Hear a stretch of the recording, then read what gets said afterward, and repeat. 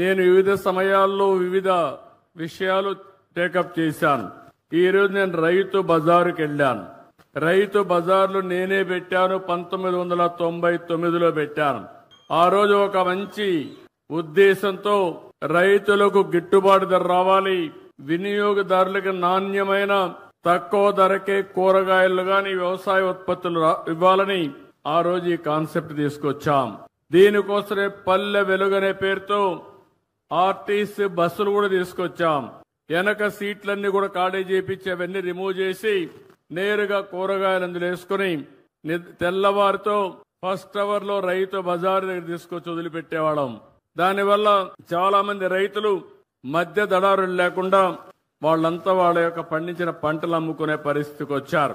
ఇంకో పక్కన ఎవరైతే వినియోగదారులు ఉన్నారో వాళ్ళంతా నేరుగా రైతు బజారుకి వెళ్తే నాణ్యమైనటువంటి సరుకులు దొరికేటివి, ఫ్రెష్ గా వెజిటబుల్స్ ఉండేటివి. అలాంటిది ఆ కాన్సెప్ట్ మీరు చూస్తే ఈ రోజు 125 రైతు బజార్లే మన దగ్గర ఉన్నాయి. కానీ కారణాలు ఏదైనా కావచ్చు, కానీ కాలక్రమేణా దీనిపైన శ్రద్ధ పెట్టలేకపోయారు. ఈ రోజు నేను చూశాను, ఏదైతే ఇక్కడ చూసిన రైతు బజార్ని ఒక ఆదర్శంగా తయారు చేస్తాను. పక్కన భూమి ఉంది, 6 కోట్ల రూపాయలు శాంక్షన్ చేసి 1 సంవత్సరం లోపల అండర్ గ్రౌండ్ పార్కింగ్ కూడా పెట్టి ఒక బెస్ట్ రైతు బజారుగా తయారు చేసే బాధ్యత ఈ ప్రభుత్వం తీసుకుంటామని చెప్పి కూడా నేను మీకు తెలియజేస్తున్నా. ఇప్పుడు సబ్జీ కూలర్లు కూడా వచ్చాయి. ఒకప్పుడు ఎన్నో కష్టాలు పడేవాళ్ళం. కరెంటు కూడా అవసరం లేకుండా సబ్జీ కూలర్లో పెడితే మనం ఏ విధంగా పెడతామో అంత ఫ్రెష్ గా కూడా ఉంటాయి.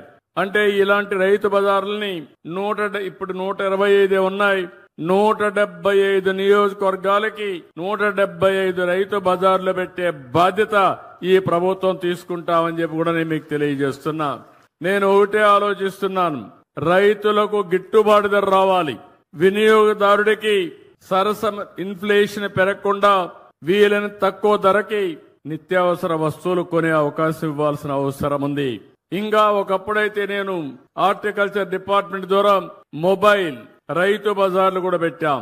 ఇలాంటి వినూత్నమైన కార్యక్రమాలతో ముందుకు పోయి మీ ఇంటి దగ్గరనే కూరగాయలు గాని, ఇప్పుడిప్పుడు నేచురల్ ఫార్మింగ్ వచ్చింది, ఆర్గానిక్ ఫుడ్ కూడా వచ్చే పరిస్థితి వచ్చింది. అవన్నీ కూడా ఏం చేయాలో చేస్తామని చెప్పి కూడా నేను మీకు తెలియజేస్తున్నాను.